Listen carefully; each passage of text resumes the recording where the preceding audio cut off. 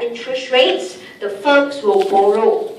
Okay? Now, banks will always have real interest rate on their mind. Alright? Because they know 5, 10, 20 years later when they collect back the debt, they must have a purchasing power in mind. In this case, in the table, I set it conveniently at 2. Okay? Then the banks will do backwards. They will calculate backwards. So they know, for example, if inflation next year is 0, to earn the 2%, they have to set nominal interest rates at 2. Alright? So this is how banks individually will behave. They don't set interest rate as and when they fancy. Of course, they are actually guided by government, which we'll study in money market later on. But the general rule of thumb is they have inflation in mind. They calculate backwards. So therefore, a healthy economy is one that you tend to have 1 to 2% inflation. It's healthy. It's normal. And as a result, your interest rate should also be more than 0. Alright, so row 2 shows us a healthy economy. So with that, we take a step backward and look at US right now. They are very unhealthy. Okay, telling us they have near 0 interest rates. Okay, and as a result, their inflation rate is also considerably low. Alright, so when you see a country with near 0 interest rate and very low inflation, it's actually not good. The economy is actually stagnant. Okay, conversely, now let's look at Indonesia. Okay, they have to follow the world interest rate. They couldn't change the interest rate too much. So their interest rate is also near 0, very low.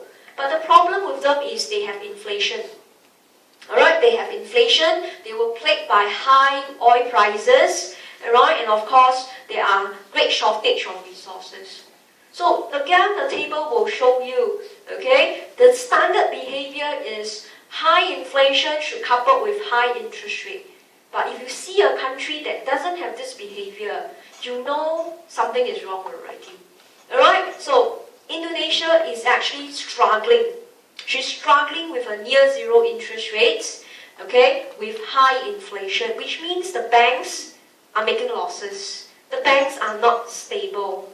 Okay, then of course, the low interest rate means money keeps flowing out of Indonesia. You are not interested to park your money in Indonesia at all. So government are actually struggling. So when I do ISLM with you, I will cover that point. Okay, so an understanding of nominal and real interest rate is not 3 minus 1 is 2. It's not. It goes beyond that. Okay, then of course to show you again, if deflation were to set in, okay, let's say conveniently I put a -2, then nominal interest rate will be 0. But if you look at this point, again, okay, it doesn't make much sense. Okay, would the bank get to earn 2% real interest rates? The answer is no. 2 things. Number 1, the bank will not have depositors. Right? Why would you put money in a bank when interest rate is already near 0? You must well hold it and put it at home. Okay, that's 1. 2, okay, nobody will actually borrow from the bank. If you have deflation, it means household may lose their job. Would they sign credit cards? They will not. Firms, would they borrow to buy equipment? Would they open new factories? They will not. Alright, so in this case, the bank is literally stuck. Stuck with no borrowers, no depositors. Okay, so what happens to US? They have near 0 interest rates, right? But they also have very low inflation. So when they have low interest rates, there's actually very little depositors. The US government pump money into the banks. Alright, so you may have heard about banks in US face liquidity crunch. You're thinking, what crunch is that? It's because interest rate is so low, they don't have enough funding. And of course, the banks mismanage their funds. They literally went into debt and bankruptcy. But that you will learn later on. But government has to pump in. Okay? And with the near 0 inflation or very low inflation, government has to coax the banks to spend. Alright? He has to give them incentive. He has to give them positive economic data to prove to them the economy has not sunk to the lowest yet.